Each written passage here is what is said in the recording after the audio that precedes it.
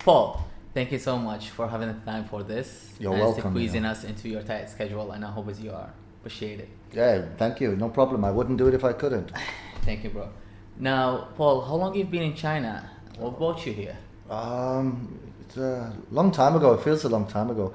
1999, I was part of an IBM team. Yeah, we went to HUAWEI in Shenzhen. Wow. I was the second Westerner ever to work for HUAWEI. That's my claim to fame, right? I've done a lot off the back of that, actually, to be fair, in China, Leo. Nice. We were part of a giant implementation for HUAWEI, and I led the supply chain element of the project. Right. It lasted a couple of years.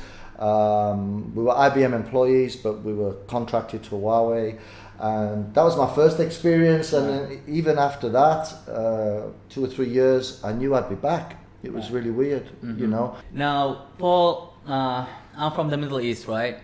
A lot of people who are watching this video now, they will go like, yes, but Paul is from the UK, first world country. He is more slightly better accessible to sources than those who lives in the third world countries. Take Iraq, for example, my country. Do you think that really does affect the cause? Do you think what is your race, where do you live, what is your background, affect your idea, affect your project? Great question. What do you think about this? Yeah, I don't know the answer to it, but I like I say, I have read recently, doing some research about China and entrepreneurship training and business startups. I found materials on the internet that are suitable and useful and come from other countries. Africa, like there are women in bush villages starting businesses, starting money lending businesses, you know, cooperatives and these types of things. I think all governments want a decent, strong economy, and wherever you go, small businesses make up a substantial part of a country's economy. So it's in the country's best interest to try and support small businesses wherever they are. But I cannot speak for countries I don't know and have never visited, but I think, of course, first world, second world countries, they have a much better chance of succeeding because the market is there, or the tools are there, right? I don't know if you're going to get Facebook in an African village, or you're not going to get WeChat in the middle of Central America somewhere, right? But I do believe that it's going to be difficult for those people, but I don't believe it's impossible. I think that's the best answer I can give. Right. I totally agree with you.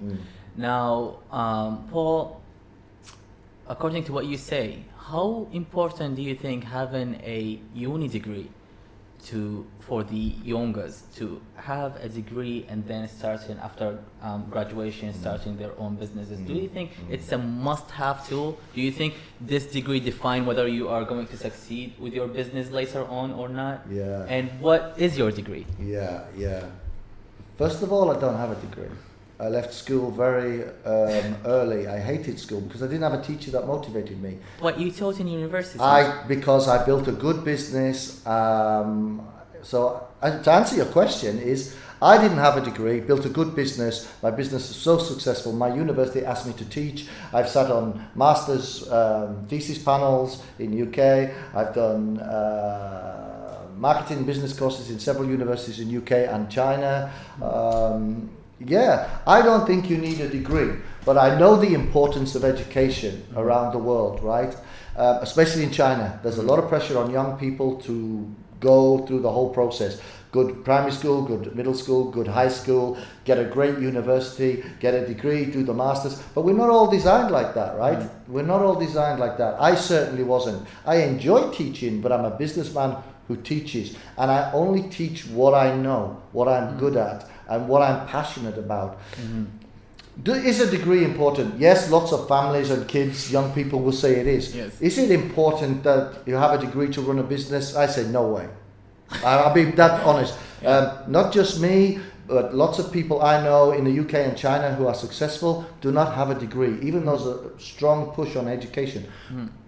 But look at all the people that we know who are famous entrepreneurs, rich people. Michael Dell did not finish school, right? Steve Jobs did not finish school, right? Bill Gates did not finish school, I believe, right? Jackie Ma, right? In China, right? There are thousands and thousands. For me, it's having the right idea, the right passion, the right focus, the right plan, the right team. But of course, you have to do your research. Is the opportunity real? Can I sell that? You know? Do you need a degree to be a successful businessman? No. Not at all. No, not at all. Okay, great. Now, if you want to sum up everything and you give your best advice to the youngers who are going to start their startups, what would you say? Try it. It's easier than ever before, but find someone who can advise you, you know. Find a mentor or go to a class, right? How do I say this? The reason I started to teach business and entrepreneurship, and if they see this video, they'll kill me. When I first started teaching at university, I went to see some business lectures by my colleagues, and I thought, oh my God, this is what they've paid for in I can do it. I can definitely do it. I can do it better than them. I really can. So I will do this, and I could do it better than them because I was more passionate. I'd run a business from the ground up. Most of the academics I came, not all, but most of the academics I came, learned business from a book, not by doing.